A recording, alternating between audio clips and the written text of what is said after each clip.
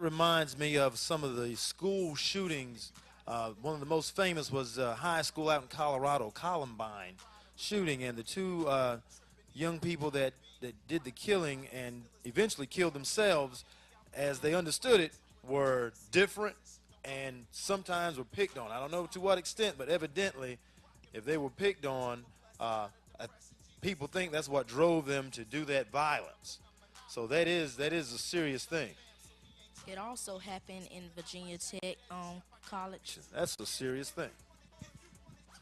So like if they get bullied, they keep it all inside in their emotions, and one day they'll just collapse and just do something harming, like shoot at school or shoot at the people that haven't done nothing or no harm to them. Okay.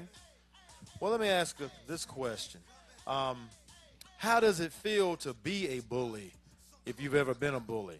Now, like I've confessed before about the Bobo shoes incident, it was fun at the time, you know, and I don't know if I really knew what I was doing at the time. It's picking on people and the shoes and things. But how do you think it feels to be a bully if you've ever bullied anybody before? Anybody?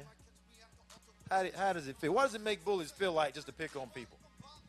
Well, I think it feels fun at first, and after a while, it starts to hurt people.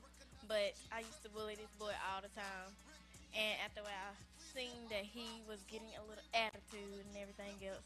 But it's not that fun being a bully. But at first, you think you're better than everybody and everything. Oh, so okay, so sometimes you think you're better than everybody. So I've heard being a bully, sometimes you feel bad about yourself, so you pick on people to feel better. And I've heard you can feel like you're already better than people and start to put them down. All right, that's interesting. Well, what advice would you give a kid that you see as being bullied? What advice would you give them? I would just say, if somebody's bullying you, just ignore it and walk away, and don't pay any attention, and eventually they'll stop. Okay.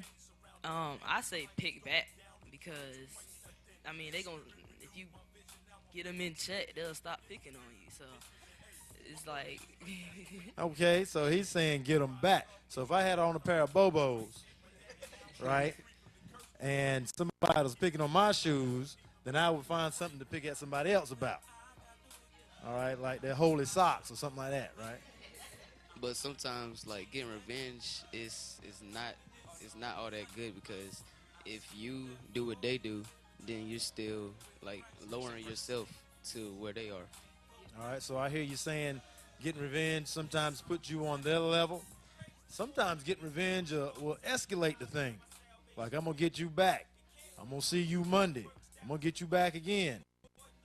And then it may turn physical. So, yeah, we need to be careful about that revenge thing. And I think that, like, you can always tell a teacher or you can tell a parent, like, you don't have to go through it by yourself. Because, you know, if you're not telling anybody, then nothing's going to change. It's going to keep bullying you. All right, that's very good advice. That's very good advice. I don't think you're punking out if you tell, I don't think you're being a snitch if you tell a teacher or tell a parent. They have good advice to give you because they may have gone through it too as a little kid. All right? When we come back from the break, we will talk about self-esteem and why it is so important to have a healthy self-esteem. Holla back. Big Bougie, take us away.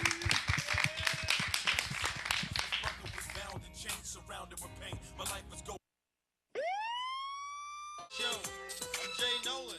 I'm here with the DJ, Big Bougie. What's going on? We got Mike on stage. I think he needs a bougie beat to get right to, so I'm gonna drop it to him. Yes, yes. J.R. Whitfield, are y'all in the house? Y'all in the house? Get live with us. The realest audience, the most original dances. Y'all ready to get live? So come on, y'all. Let's do a little dance for them. For the philosophy of nationalism to spread among the so-called Negroes, number one, they think they have a state in America. They think they have an investment in this country, which we do. Yo, We invested $300 Yo, yo, yo, market and misery, iniquity repeated frequently on different frequencies. Got your mind to freeze. Wait for the meltdown. I'm peeling sin sounds. No more smiles, just frowns. Giving up our crowns to these kings of clowns. Don't care about us, just a hard-on lust in the God they trust. I'm talking about the backs of greenbacks, big stacks, distorting the facts, perversion on wax. Raise a nation off of these raps. Misconceptions of blacks. Destroying our community, lack of love, peace and unity, and foolishly the radio's the soundtrack to a disconnected generation without no contact to a God of restoration. That's why we're in labor, travailing abominations, reproducing these hurts, exploited by TV networks and internet hoax, whether news, movies, or soaps. We need to separate the real from the cinema real. We need to reject what tears down and embrace what builds. Come on. Your and my mother and father worked for nothing. Not 8 hours a day. There was no union in that day. They worked from sun up until sundown. Big Gets Live, yo, watching TV. Can't believe what I see. All these so-called things that represent me, pushing my people off point, off track, but refuse to sit back and let them fall through the cracks. Peace, love, and holla back. We'll be right back. Peace.